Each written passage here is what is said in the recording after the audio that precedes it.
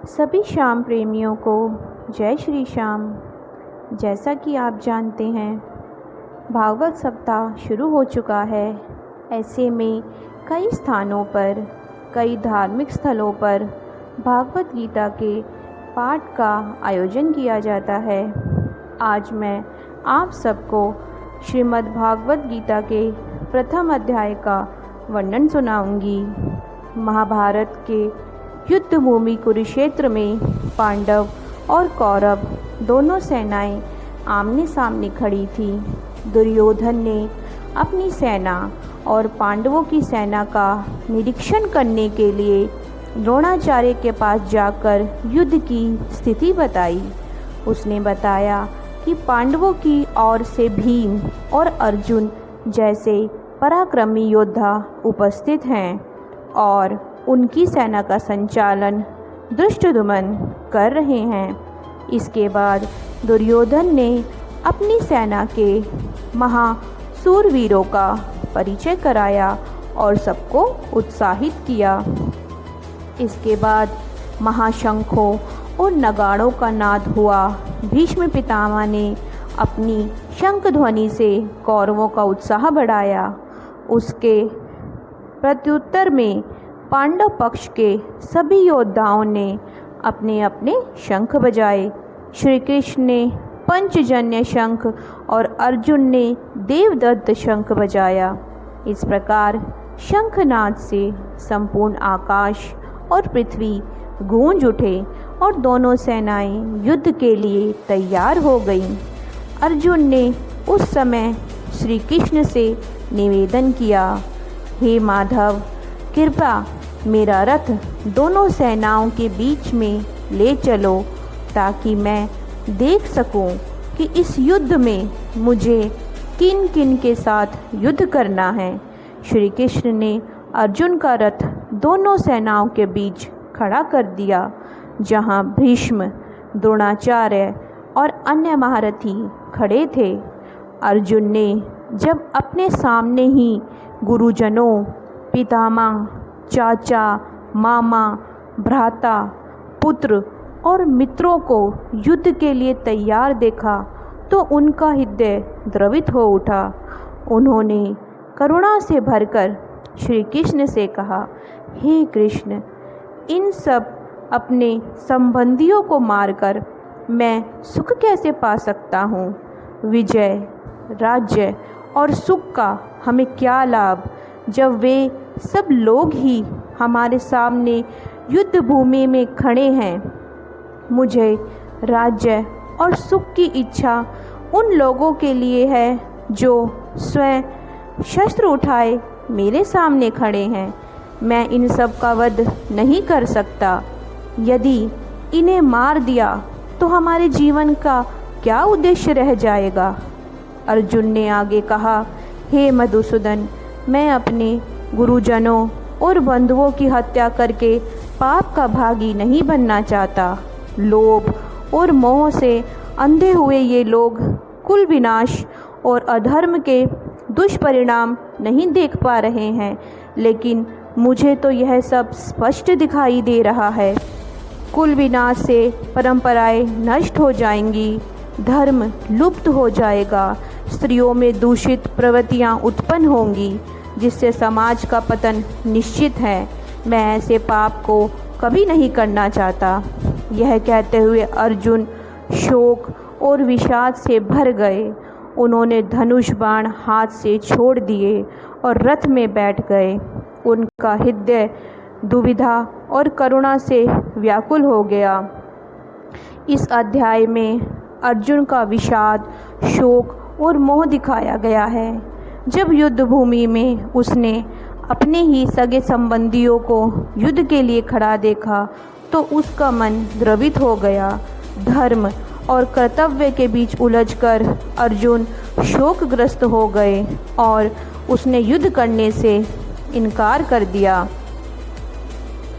यह स्थिति आगे चलकर गीता के उपदेश का कारण बनी। तो भक्तों, यह था प्रथम अध्याय।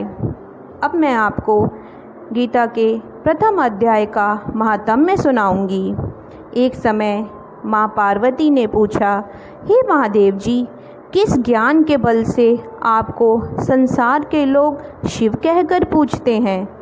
मृगछाला ओढ़े, अंगों में शमशान की विभूति लगाए, गले में सर्प और मुंडों की माला पहन रहे हो, इनमें तो कोई पवित्र नहीं। यदि आप किसी ज्ञान से पवित्र हो तो वह आप कृपा कर कहिए। श्री महादेव जी बोले, हे पार्वती सुनो, गीता ज्ञान को हृदय में धारण करने से मैं पवित्र हूँ और उस ज्ञान से मुझे बाहर के कर्म व्यापते नहीं।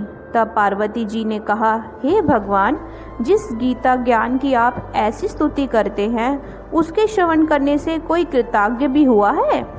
तब महादेव जी ने कहा, इस ज्ञान को सुनकर बहुत जीव कृतार्थ हुए हैं और आगे भी होंगे।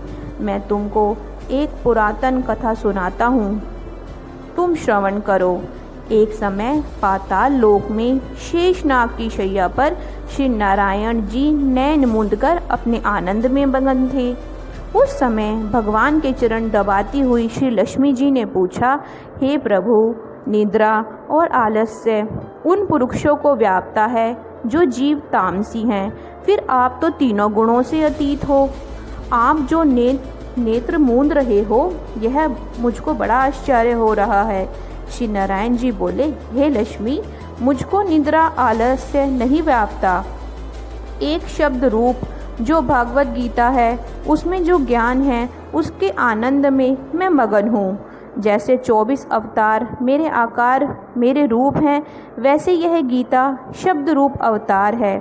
इस गीता में यह अंग हैं 5 अध्याय मेरा मुख है, 5 अध्याय मेरी भुजा हैं, 11 अध्याय मेरा हृदय और मन है, 16वां अध्याय मेरा उदर है, 17वां अध्याय मेरी जांघा है, 18वां अध्याय मेरे चरण हैं। यह गीता के जो श्लोक हैं सो मेरी नाड़ियाँ हैं, और जो गीता के अक्षर हैं सो मेरे रोम हैं।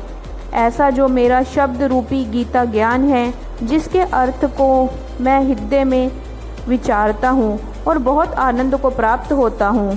श्री नारायण जी ने कहा, हे लक्ष्मी, गीता ज्ञान को सुनकर बहुत जीव कृतार्थ हुए हैं, सो आप भी सुनो।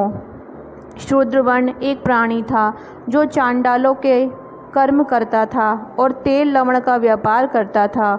उसने एक बकरी पाली। एक दिन वह बकरी चराने को वन में गया और वृक्षों के पत्ते तोड़ने लगा।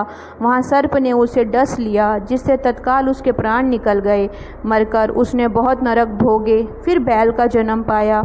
उस बैल को भिक्षुक ने मोल ले लिया। वह भिक्षुक उस पर चढ़कर सारा दिन मांगता फिरे।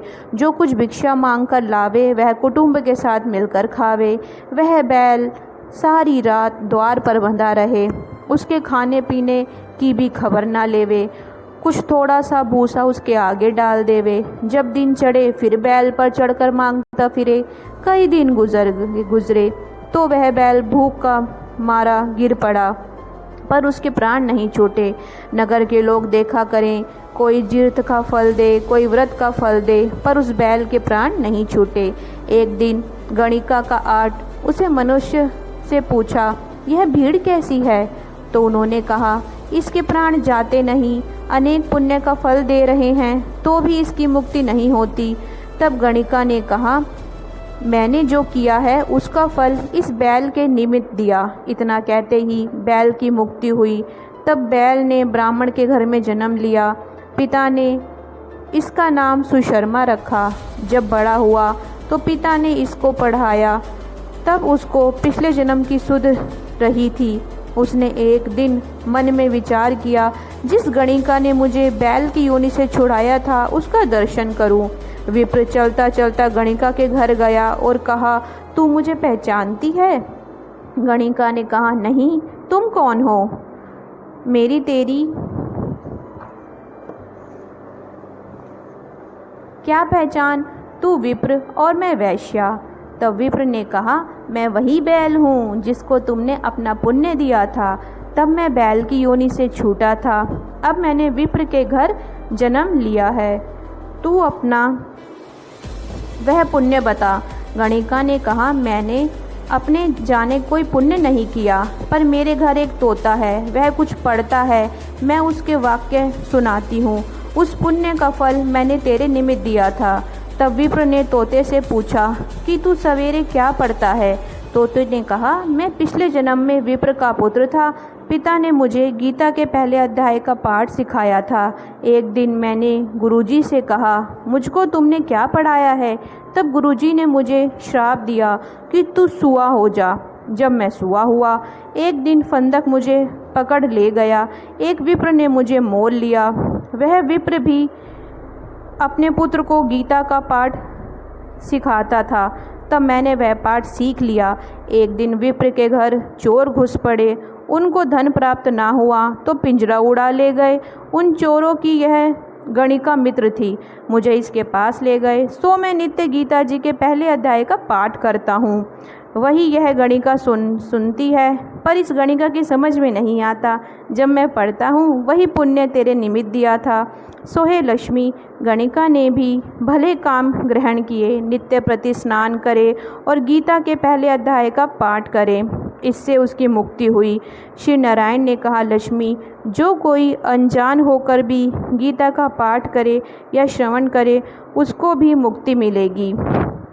तो भक्तजनों, यह था गीता के पहले अध्याय का वर्णन जो मैंने आप सबके सामने किया। आशा करती हूँ कि आपको पसंद आया होगा। बाबा श्याम सभी पे अपना प्यार भरा आशीर्वाद बनाए रखें, इसी विश्वास के साथ जय श्री श्याम।